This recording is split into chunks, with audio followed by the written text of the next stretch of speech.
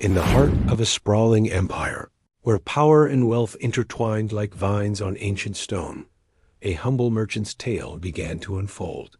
This was no ordinary trader, but a man whose wit would soon challenge the very foundations of imperial authority. From the dusty streets where he once peddled trinkets, our protagonist ascended the ranks of commerce with a keen eye and a silver tongue. His name whispered through marketplaces and noble courts alike, a rising star in a firmament long dominated by those born to privilege. As his influence grew, so too did the attention of the emperor, whose gaze fell upon the merchant with a mixture of curiosity and unease. For in this land of rigid hierarchies and ancient traditions, the notion that a common man could climb so high was as unsettling as it was unprecedented. The emperor, a figure of absolute power, found himself faced with a dilemma: how to quell this upstart without appearing threatened by a mere trader. The solution, when it came, was as cunning as it was cruel. A new tax decree was announced, one so burdensome it threatened to crush not only our merchant, but every trader in the empire. The law was a masterpiece of bureaucratic malice, designed to appear fair while targeting the very practices that had allowed the merchant to flourish. As the proclamation echoed through the streets, many saw it for what it was: a trap laid by a jealous ruler to ensnare a man who dared to rise above his station. But where others saw despair, our merchant saw opportunity. In the shadowy corners of tea-houses and behind the silk screens of noble residences, he began to weave a web of alliances.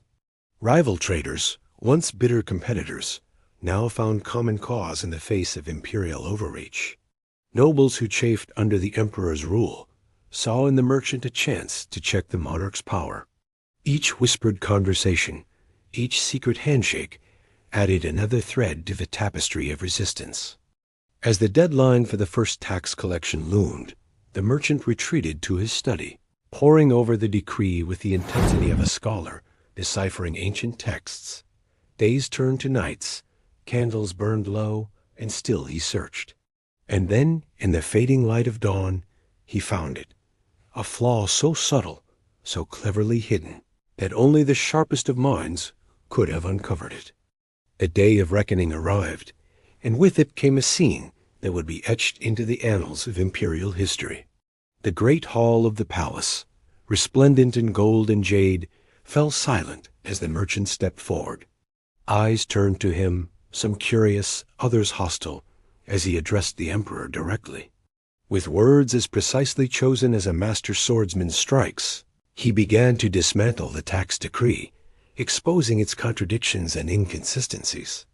The court watched in stunned silence as the merchant's argument unfolded. He spoke of trade routes and tariffs, of ledgers and loopholes, weaving a narrative so compelling that even the most skeptical listeners found themselves nodding in agreement.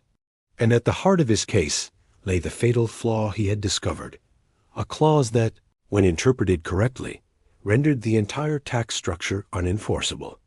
As the merchant's words echoed through the hall, the emperor's face betrayed a range of emotions: anger, disbelief, and finally, a grudging respect. For in this commoner, he recognized a mind as sharp as any in his court, a strategist worthy of the highest ranks of imperial advisors. The tension in the room was palpable as all awaited the emperor's response. What followed was a moment that would be recounted for generations. Instead of the expected fury, the emperor laughed, a deep, genuine laugh that startled the assembled courtiers.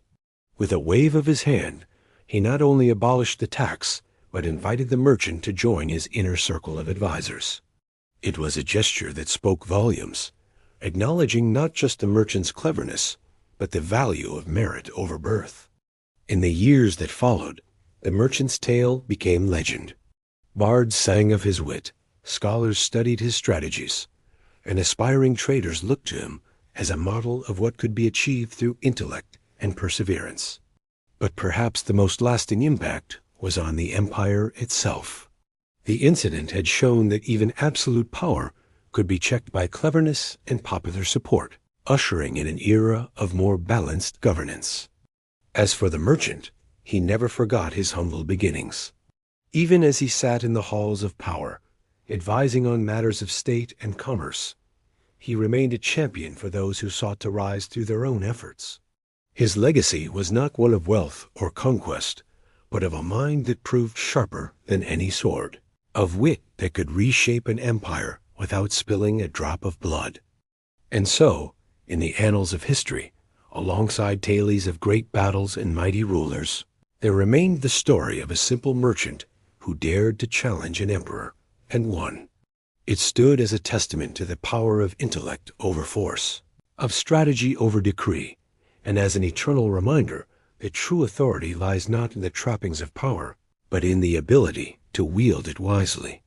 In the end, a merchant's greatest victory was not over the emperor, but over the very notion that birth alone should determine one's place in the world. His story became a beacon of hope for generations, a reminder that with wit, courage, and a bit of luck, even the most entrenched systems could be changed.